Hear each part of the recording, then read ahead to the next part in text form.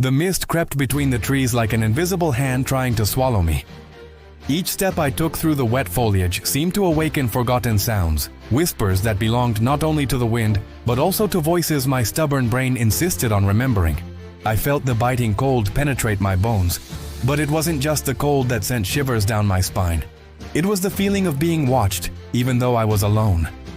The silence, deep and oppressive, was broken only by the creaking of the trees as if they were speaking, murmuring the names of people I'd known, friends who didn't survive, soldiers who fell and never had their names engraved on monuments. When I stepped on an exposed root, my balance faltered and my heart raced. For a moment I thought I saw a shadow move between the trunks. Perhaps it was my imagination, but something inside me screamed at me to pay attention. The forest seemed alive, breathing, carrying a story I felt more than I understood. Every scent of wet earth, every drop of dew on my skin seemed to carry memories I didn't want to relive, but which insisted on finding me. There was something deeply wrong about that place. It wasn't just the fog or the cold. There was a tension that clung to my spine, a sense of quiet urgency, as if the forest were waiting for me. I felt that each step I took was not just a physical progression, but a delve into something much older, much darker, that resided not only in the woods, but within me. My breath echoed strangely between the trunks, and every sound seemed amplified, as if it were being heard not only by me, but by invisible eyes that assessed my every move. And then, just as the fog seemed to swallow the light trying to penetrate the treetops, I heard something that stopped me dead. A whisper, as clear as my own voice, but coming from nowhere in particular. A name. My name. But it wasn't just my name. It was accompanied by others. Names I thought I'd forgotten. Names of brothers I couldn't protect. Of comrades who died for a cause that, in the end, seemed to have left a void greater than any victory. My chest tightened. Every muscle in my body tensed, as if about to fight invisible enemies. But there were no visible enemies. There was only the memory, living, pulsing, inescapable, of everything I'd lived through, what I'd lost, and what still haunted me, even decades later. The silence returned, but now it carried an almost palpable anticipation. I could feel every leaf, every branch, every shadow becoming part of a theater I hadn't rehearsed, but of which I was the unwitting protagonist. And then, in an instant that seemed to last an eternity, I understood that that forest wasn't just a physical place. It was a mirror of my past, of the war I carried within me, of the memories that whispered my name so I would never forget them. The icy wind brought a scent of smoke and gunpowder, memories of distant battles, of fallen comrades beside me, and I felt the pain of loss mixed with regret. I never thought a forest could be so alive, so aware. But there I was, a veteran scarred by decades of conflict, crossing a territory that seemed to have absorbed my memories and returned them in echoes that haunted me. Each step forward was a test of courage and sanity. Each breath carried the tension of someone who knows that at any moment something might arise, whether physical or emotional, to remind them that some memories never fade. I wasn't just walking in the forest. I was being confronted by it, by everything I'd experienced, and by everything I still had to face. And in that instant, with the mist covering me like a ghostly cloak, I felt something that made me shiver. The forest whispered my mistakes, my fears, and my most painful memories. I was surrounded, not by enemies, but by ghosts of a past I could never abandon. Each step was a choice. Keep moving forward or succumb to the weight of what I'd carried my entire life.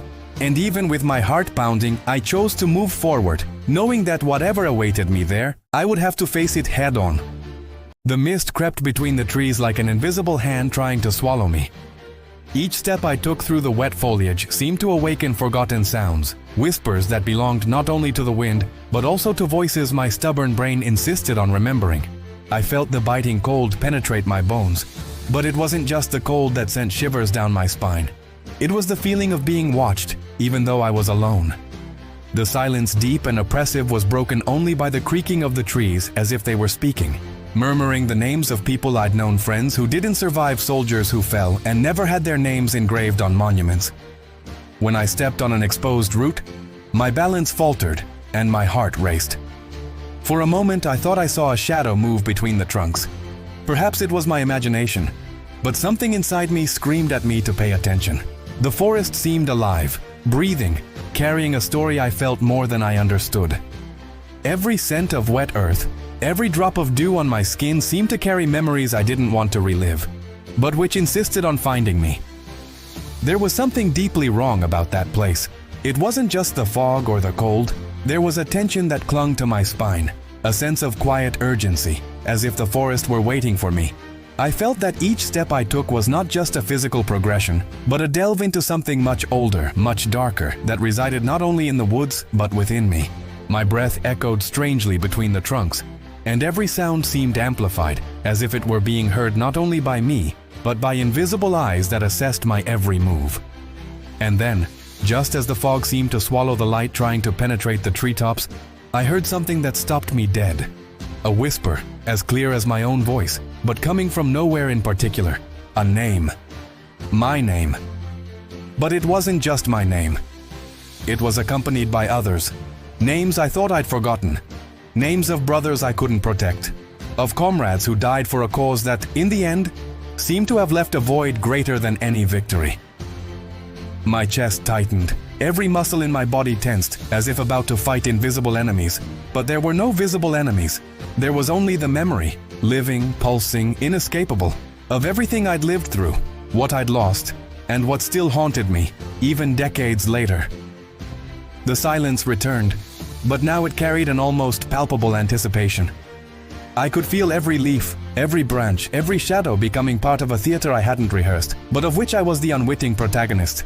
And then, in an instant that seemed to last an eternity, I understood that that forest wasn't just a physical place.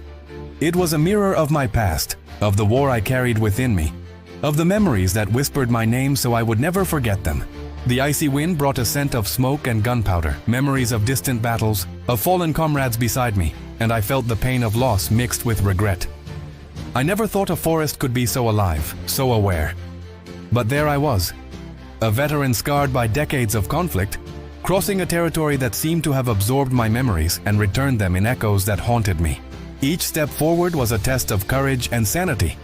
Each breath carried the tension of someone who knows that at any moment something might arise, whether physical or emotional, to remind them that some memories never fade. I wasn't just walking in the forest. I was being confronted by it, by everything I'd experienced, and by everything I still had to face. And in that instant, with the mist covering me like a ghostly cloak, I felt something that made me shiver. The forest whispered my mistakes, my fears, and my most painful memories. I was surrounded, not by enemies, but by ghosts of a past I could never abandon. Each step was a choice. Keep moving forward or succumb to the weight of what I'd carried my entire life. And even with my heart pounding, I chose to move forward, knowing that whatever awaited me there, I would have to face it head-on. The forest seemed calm, but I knew that was a lie. Every step I took revealed the invisible discomfort of a place that carried its own memory, a territory that seemed to measure my courage and test my resolve. And it was in that instant, with the mist enveloping my body like an icy blanket, that I realized I wasn't just facing the cold or the shadows. There was something deeper trying to challenge me. A sense of injustice, of neglect, as if nature itself were reminding me that, despite all my victories and sacrifices, I was still a veteran invisible to the world. The sounds of the forest began to change. First, the rustle of leaves beneath my feet. Then, a louder crackle, as if someone were watching me, measuring my every step.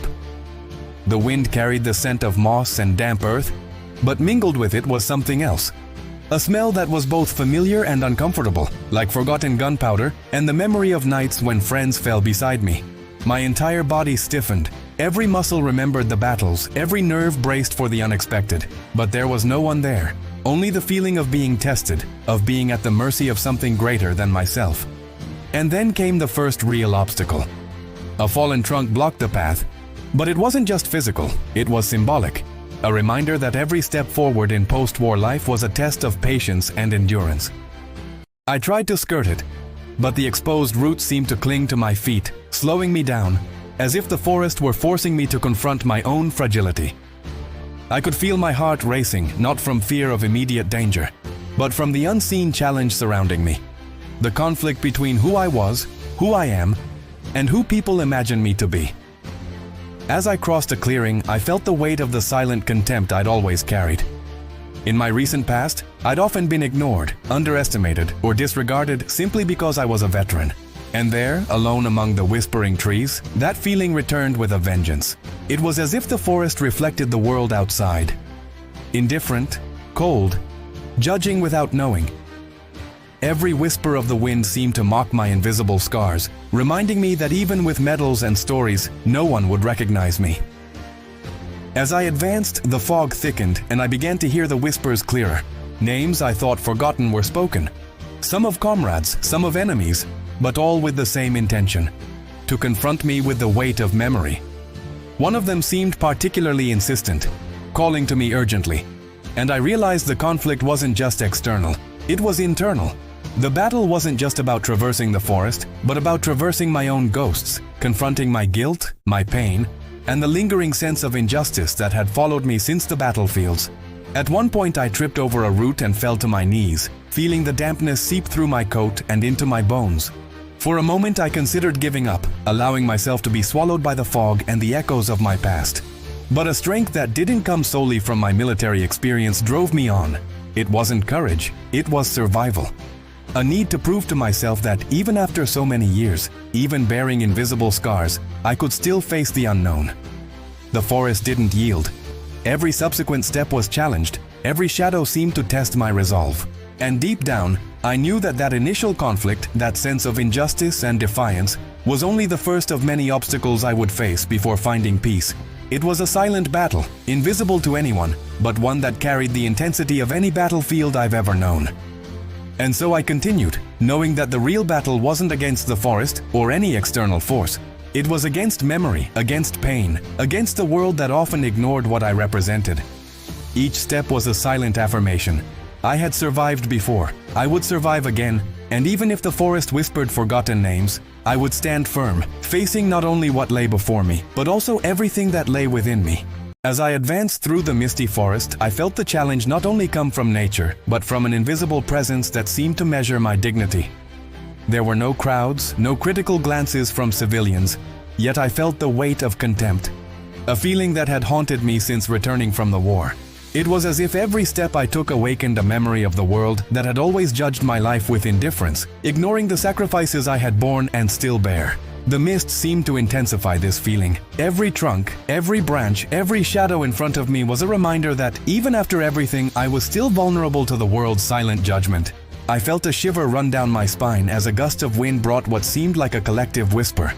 Invisible voices that seemed to laugh at me, mocking my scars, my age, my experience. It was a contempt no one needed to express in words. It was there, palpable, permeating the air, and I couldn't ignore it. And I remembered situations I'd experienced outside this forest, where I'd been underestimated, ignored, or ridiculed by those who had no idea what it meant to carry memories of war. In restaurants, shops, busy streets, so often cold stares, silent comments, gestures of disdain. And now in this forest, all of this returned as if amplified, making each step a reminder of the world that doesn't recognize survivors, but continues to measure their worth by appearances. There were times when I felt invisible, despite carrying medals and mementos that deserved respect. Every name whispered among the trees seemed to mock me, old, broken, out of place. They weren't words, but perceived intentions, echoes of a silent judgment that always accompanied forgotten veterans. My military pride, forged in years of discipline and courage, felt suddenly challenged. With each step, it was as if the forest were saying, "You are just another aging man, incapable of facing what came before." And then, a physical sense of humiliation hit me. I tripped over a thick root, falling to my knees in the damp earth. The fall was not just physical, but symbolic. For an instant I felt the defeat, as if I were being watched, criticized, judged. Mud stained my uniform, and the icy cold penetrated my clothes. I stood slowly, breathing heavily, every muscle protesting, every bone complaining. But what hurt most was not my physical wounds, but the feeling that somewhere, unseen and cruel, humanity continued to underestimate me. I continued, despite the weight of contempt, despite the echoes of mockery that seemed to come from all sides. Each step was a silent affirmation. I still existed, still mattered, even if no one saw. But the forest did not forgive easily.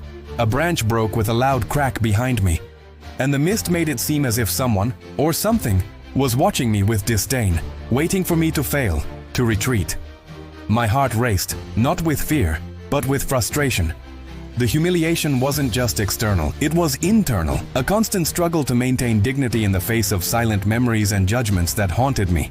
The sensation was suffocating. Every step forward was challenged by the weight of the past and the invisible contempt of the present. My own reflection in a puddle of water, distorted by wind and fog, seemed to mock me, showing a scarred, aged man, yet still carrying the spirit of a soldier. I knew this humiliation wasn't real.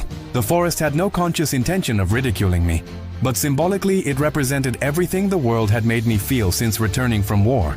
Invisible, underestimated, disregarded. But even in the face of it all, a spark of resilience burned within me. I would not be defeated by shadows or whispers, by invisible mockery or the weight of silent contempt. Every fall, every stumble, every whisper became fuel for my determination. The humiliation, so palpable and intense, wouldn't break me. On the contrary, it reminded me of who I was, what I had survived, and what I could still face. Because though the forest tried to diminish me, I knew that my story, my courage, and my memory were stronger than any shadow or invisible voice that tried to erase my worth. And it was in this state, humiliated, challenged, yet determined, that I realized the real battle was just beginning. That the forest and its whisper of forgotten names were not my enemies, but the prelude to something greater that was about to reveal itself. Just when I thought the humiliation and weight of scorn would be unbearable, something unexpected happened. The mist that enveloped me began to slowly dissipate, revealing a faint, almost supernatural light between the forest trunks that seemed to guide my steps. It wasn't just the morning light trying to penetrate the dense fog. It was something deeper. A silent presence that seemed to recognize my pain, my sacrifices, and my perseverance. A shiver ran down my spine. For the first time since entering the forest, I felt I wasn't alone, and perhaps never would be. As I walked toward the light, I noticed the whispers had changed in tone. They were no longer mockery or echoes of contempt. Now they were words of recognition, of remembrance. The whispered names seemed to align with my breathing, matching my steps with a cadence reminiscent of drum beats, as if the past were finally acknowledging my presence. Every whisper carried a story. Every lost memory resurfaced, not to crush me, but to strengthen me. I felt a wave of emotion surge through my chest, a mixture of relief, respect, and awe I had never imagined I would feel again in my life. And then it happened. Ahead of me, through the still dispersed mist, a clearing I had not noticed before appeared. In the center, an ancient, immense tree with a wide trunk and deep roots seemed to pulse with a life of its own. As I approached, I noticed marks carved into the wood, symbols and names, some familiar, some unfamiliar, but all somehow connected to me. My heart raced. These were not just ordinary marks. They were silent testimonies, invisible tributes to those who had survived and those who had not. For the first time, I felt my past, so heavy and painful, being acknowledged tangibly, even if only symbolically. As I touched the tree trunk, something inside me broke. Not tears of fragility, but a release held back by decades of suffering and silence. Every painful memory I carried, dead friends, lost battles, endless nights of terror and loneliness, seemed to be transformed into strength. I wasn't just walking through the forest, I was being lifted by it, as if each step forward were an affirmation of my own existence and importance. The upheaval wasn't just external, it was internal, emotional, and spiritual. And then I heard a different sound, a firm, precise crack, followed by an echo that echoed throughout the clearing. The sense of threat vanished, replaced by a strange sense of security. Something inside me understood. The forest didn't want to destroy me, nor humiliate me. It wanted me to recognize my own strength, to face my shadows and accept that, even though I carried scars, my presence still had meaning. The whispers now felt like silent applause, a tribute to resistance, to the spirit that lived on despite everything. The shift was complete when I realized that the mist no longer surrounded me with hostility, but with reverence. Every tree seemed to lean, every branch bend slightly, and the wind carried a familiar scent, a mixture of wet earth and gunpowder, a reminder of battles I thought I would never remember fondly again. The forest, once oppressive, transformed into a space of recognition. I, a veteran scarred by time and war, was no longer invisible. My story was being heard, even if silently. It was at that moment that I understood the true turning point. The conflict was not just in the outside world or in the forest, but within me. I needed to recognize my own courage, my worth, and my right to exist without feeling humiliated. The clearing, the tree, the whispers. Everything was a reminder that, despite the world's contempt for me, there was a space, however symbolic, where my presence was valued. And for the first time in a long time, I felt I could breathe without the crushing weight of guilt, shame, or contempt. With firmer steps, I left the clearing. The fog still enveloped the surroundings, but I no longer feared it. I had learned something essential. Even when underestimated, ignored, or ridiculed, my strength did not come from the recognition of others, but from the certainty that I had survived, that I had faced the impossible, and that my story, with all its pain and scars, deserved to be remembered, even if only by the forest that whispered forgotten names. After feeling the shift, something shifted within me. It wasn't just my perception of the forest, but my perception of myself. I, a veteran marked by time and invisible scars, finally felt I deserved respect. Not just the symbolic respect the tree and the whispers offered, but a deep internal recognition that came from understanding who I truly am. Every step I took now felt charged with purpose, as if the forest recognized my presence not as an intruder, but as someone who had been part of something greater. Someone who had faced wars and yet remained steadfast. The feeling of injustice that had haunted me since returning from war began to fade. The humiliations, the silent contempt of the outside world, now seemed like small shadows compared to the certainty that my actions, my story, and my choices had value. I felt that finally I was being seen for who I truly am. Not just an old man marked by time, but a man who has faced death repeatedly, who has survived unimaginable losses, and who still carries within him the courage to carry on. As I walked, the soft light of the clearing still guided me, like a beacon illuminating not only the physical path, but the path of my own acceptance.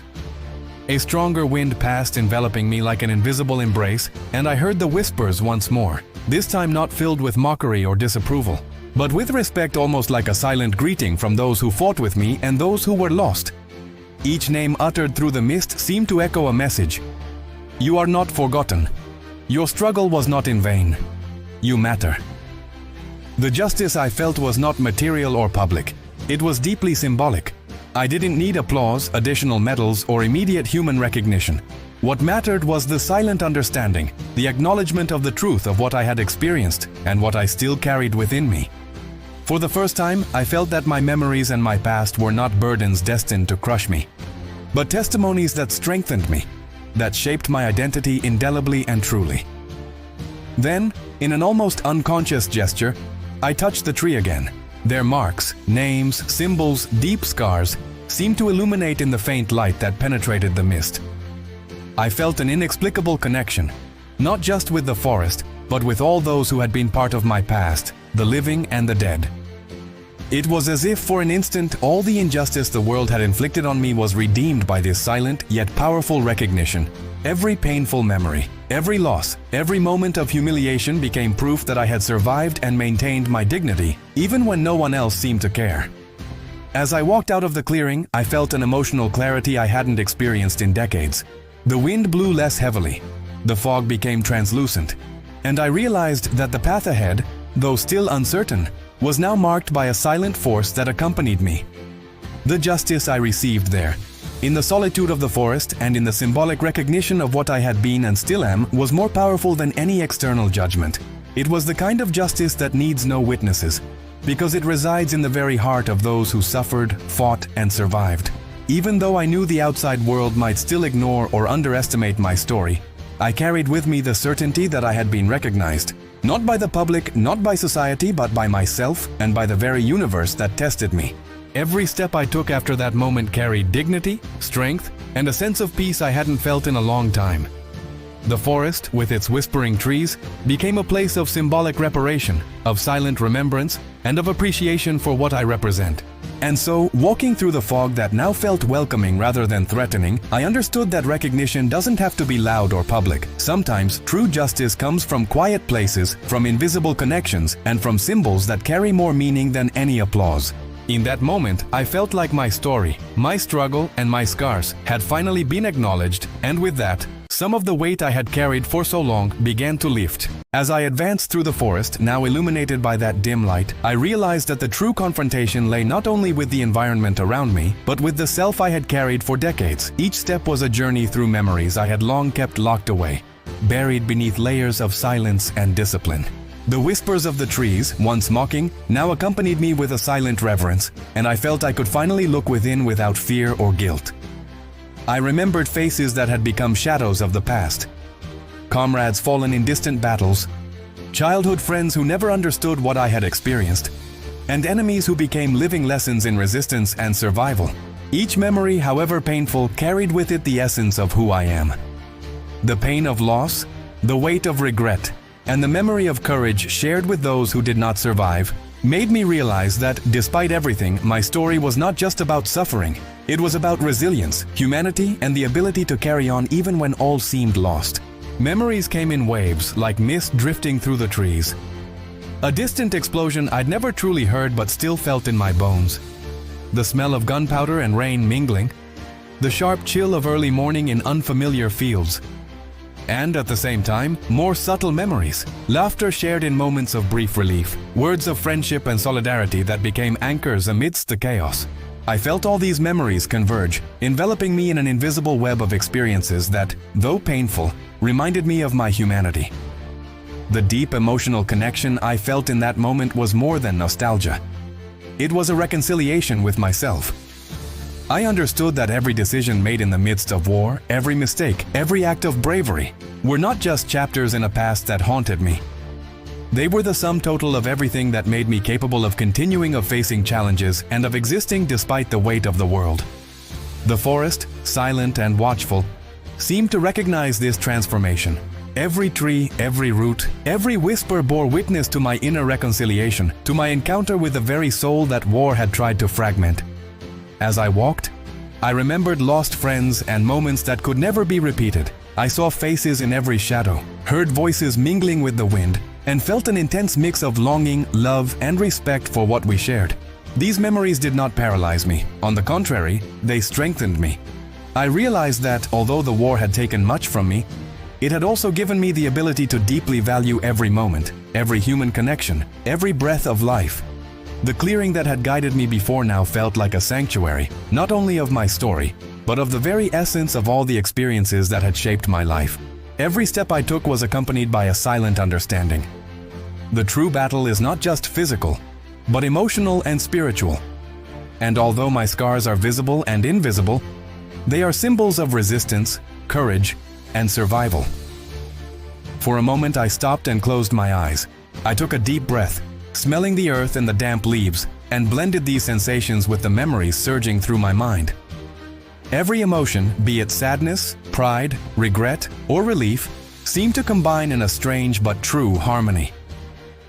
I understood that my connection to all of it, the forest, my comrades, my own history, was not just a solitary reflection, but a silent celebration of everything that had survived with me. The pain was still there, but now it coexisted with the acceptance and recognition that each experience had shaped me. Each loss had taught me, and each memory, however difficult, carried a purpose. I was no longer walking merely through the physical space of the forest. I was walking through the territory of my own soul, confronting the past, accepting my failures, appreciating my victories, and understanding that even with deep scars, there was still strength to carry on. And in that moment, I fully understood that deep emotional connection is not just about remembering. It is about accepting, forgiving, feeling, and ultimately recognizing one's own humanity. I, a veteran, marked by time and memories, could finally exist in peace with what I was, with what I am, and with everything I still face. I had barely begun to believe the forest could grant me some kind of peace when I realized the true test was not yet over. The mist thickened again, this time with an almost suffocating density, enveloping me like a cloak that seemed to swallow my every step. The previous silence, which had carried recognition and reverence, vanished. Now the forest was alive in a different way, pulsing, menacing, reminding me that no victory comes without a final confrontation. The ground trembled slightly beneath my feet, and the wind carried sounds that could not be simply natural. I heard voices, not mocking but foreboding, urgent, almost shouting my name. Every tree seemed to lean toward me, their shadows lengthening like invisible hands trying to stop me. My heart raced, and the training that had once saved me on battlefields now seemed to struggle to guide me against an enemy I could not see. A mixture of fear and alert coursed through my muscles, reminding me that even now, survival depended on courage and perception. As I advanced with slow, measured steps, I felt something move to my left. A trunk shook violently, and a sharp crack sounded near my ear. I took a deep breath, trying to control the adrenaline coursing through my veins, but every fiber of my body was on high alert. The trees whispered forgotten names again, this time at a rapid pace, as if to test me. Every memory from my military past, every decision made under pressure, every mistake made, appeared before me in vivid flashes, nearly paralyzing me. It was in that instant that I realized the true meaning of this test. It wasn't just physical but mental and emotional. The forest was confronting me with the weight of everything I'd experienced, my mistakes, my losses, my guilt, and demanding that I prove my courage once again. A wave of despair washed over me, reminding me of endless nights on battlefields, of friends falling beside me, of impossible decisions I'd made alone. Panic threatened to set in, but the discipline I'd acquired over the years kept me steadfast. I needed to face this moment, as I'd faced so many others, with determination and clarity.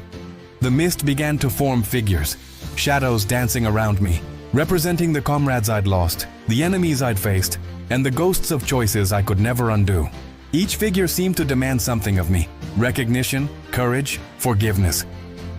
My breathing was heavy, my muscles tense, but I didn't back down. My past and my own history were becoming the most intense battlefield I'd ever known, and I knew I needed to endure this ordeal to find peace. In a moment of clarity, I realized that the ultimate tension wasn't about being overcome by the forest, but about being overcome by myself, by my doubts, my regrets, and my own sense of inadequacy. And as in the most critical moments of the war, I took a deep breath, gathered my thoughts, and moved forward firmly. Each step I took was an affirmation that, even surrounded by shadows and the weight of memory, I would not be defeated.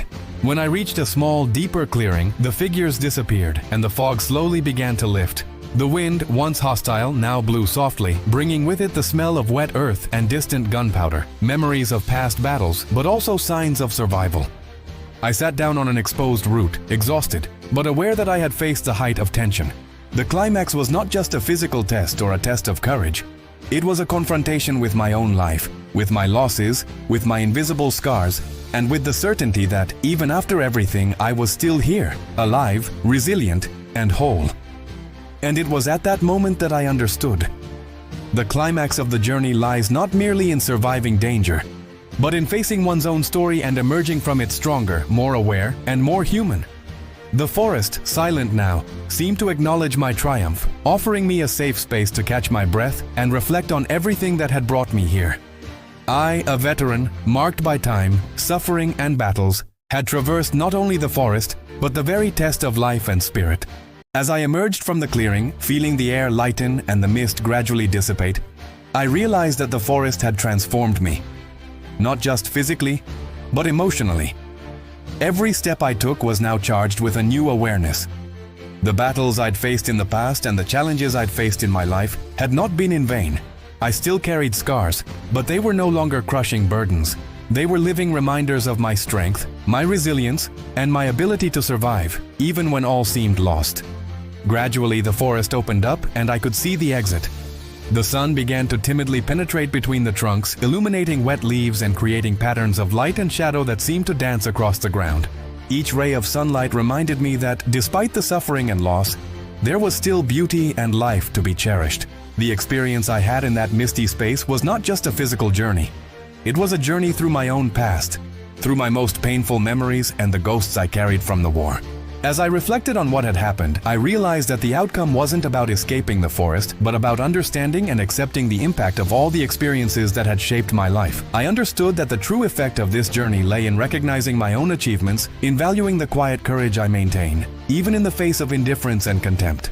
Every step I took in the forest became a symbol of resistance, and every whisper I heard represented a silent tribute to what I had experienced and survived.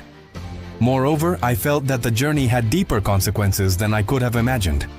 The encounter with the forest, with the forgotten names and figures from my past, offered me an opportunity for introspection I hadn't had in a long time. I was finally able to face my flaws, my fears, and my pain without feeling defeated. Every scar, every memory, every loss became part of a mosaic that delineates my identity, not as a victim of circumstance, but as someone who faced the impossible and still maintained dignity and honor. As I walked out of the woods, I realized that this experience would have a lasting impact on the way I saw the world and myself.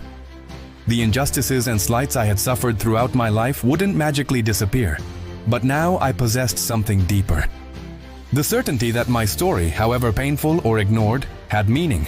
I had learned that true recognition doesn't depend on the approval of others, but on understanding and accepting who we truly are, the battles we fight, and the scars we carry. Emerging from the forest, I took a deep breath of the fresh air and felt the sun warm my skin. A feeling of relief and completeness washed over me, as if I had been released from an invisible weight I had carried for decades.